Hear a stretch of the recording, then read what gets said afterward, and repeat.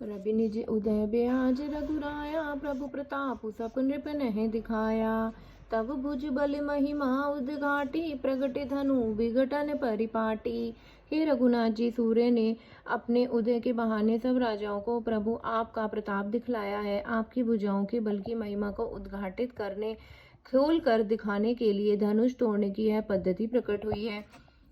बंधु बचन सुनि प्रभु मुस्काने, होई सुचि सहज पुनित नहाने। नित्य क्रिया करि गुरु पही आए, चरण सरोज सुभग सिर नाए। भाई के वचन सुनकर प्रभु मुस्कुराए। फिर स्वभाव से ही पवित्र श्री रामचंद्र जी ने शौच से निवृत्त होकर स्नान किया और नित्य कर्म करके वे गुरु जी के पास आए। उन्होंने गुरु जी के सुंदर चरण कमलों में सिर नवाया। सतानंदु तब जनक बुलाए, कौशिक मुनि पही तुरत पठाए। जनक बिनय तिन्हें आई सुनाई, हर्ष बोली लिए दो भाई। तब जनक जी ने शतानंद जी को बुलाया और उन्हें तुरंत ही विश्वामित्र मुनि के पास भेजा। उन्होंने आकर जनक जी की विनती सुनाई। विश्वामित्र जी ने हर्षित होकर दोनों भाइयों को बुलाया। सतानंद पद बंदी प्रभु, बैठे गुरु पही जाई। चलहु तात मुनि कहेऊ, तब पठवा जनक बुलाई। शतानंद जी के चरणों की वंदना करके प्रभु श्री रामचंद्र जी गुरु जी के पास जा बैठे।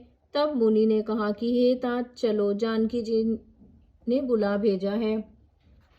मासपरायण 8वां विश्राम, नवापरायण 2रा विश्राम। जय जय सीताराम। सिय स्वयंवर देखई जाई, ईसु काहि धऊ दे बढ़ाई। लखन कहा जैसे भाजनु सोई, नाथ कृपा तब जा पर होई। चलकर सीता जी के स्वयंवर को देखना चाहिए। देखें ईश्वर किसको बढ़ाई देते हैं। लक्ष्मण जी ने कहा कि हे नाथ, जिस पर आपकी कृपा होगी वही बढ़ाई का पात्र होगा। धनुष तोड़ने का श्रेय उसी को प्राप्त होगा। हर्ष मुनि सब सुनि बर बानी, दीन है आशीष सबई सुखुमानी। पुनि मुनि वृंद समेत कृपाला, देखने चले धनुष मखसाला। इस श्रेष्ठ वाणी को सुनकर सब मुनि प्रसन्न हुए। सभी ने सुख मानकर आशीर्वाद दिया। फिर मुनियों के समूह सहित कृपालु श्री रामचंद्र जी धनुष यज्ञशाला देखने चले।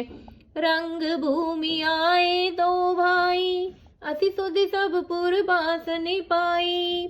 चले सकल गृह काज विसारी, बाल जुबान झरट नर नारी। दोनों भाई रंगभूमि में आए हैं, ऐसी खबर जब सब नगरवासियों ने पाई, तब बालक, जवान, बूढ़े, स्त्री, पुरुष सभी घर और कामकाज को भुलाकर चल दिए।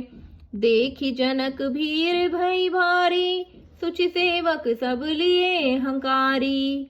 तुरत सकल लोगन पही जाहू, आसन उचित देहूं सब काहू। जब जनक जी ने देखा कि बड़ी भीड़ हो गई है, तब उन्होंने सब विश्वास पात्र सेवकों को बुलाया लिया और कहा, तुम लोग तुरंत सब लोगों के पास जाओ और सब किसी को यथा योग्य आसन दो। कही मृदु बचन विनीत तिने, बैठा रे नर नारी। उत्तम मध्यम नीच लघु, निज निज थल अनुहारी। उन सेवकों ने कोमल और नम्र वचन कहकर उत्तम, मध्यम, नीच और लघु सभी श्रेणी के स्त्री पुरुषों को अपने अपने योग्य स्थान पर बैठाया। राजकुंवर तेहि अवसर पाए, मनहु मनोहर तातन छाए। गुण सागर नागर बर बीरा, सुंदर श्यामल गौल शरीरा। उसी समय राजकुमार राम और लक्ष्मण वहां आए। वे ऐसे सुंदर हैं मानो साक्षात मनोहरता ही उनके शरीरों पर छा रही हो। सुंदर, सांवला और गोरा उनका शरीर है। वे गुणों के समुद्र, चतुर और उत्तम वीर हैं। राज समाज विराजत रूरे, उडगन महु जनु जुग विधु पूरे। जिनके रही भावना जैसी, प्रभु मोरति तिन देखी तैसी। जिनके रही भावना जैसी, प्रभु मूरति तिन देखई तैसी। वे राजाओं के समाज में ऐसे सुशोभित हो रहे हैं मानो तारागणों के बीच दो पूर्ण चंद्रमा हो। जिसकी जैसी भावना थी प्रभु की मूर्ति उन्होंने वैसे ही देखी।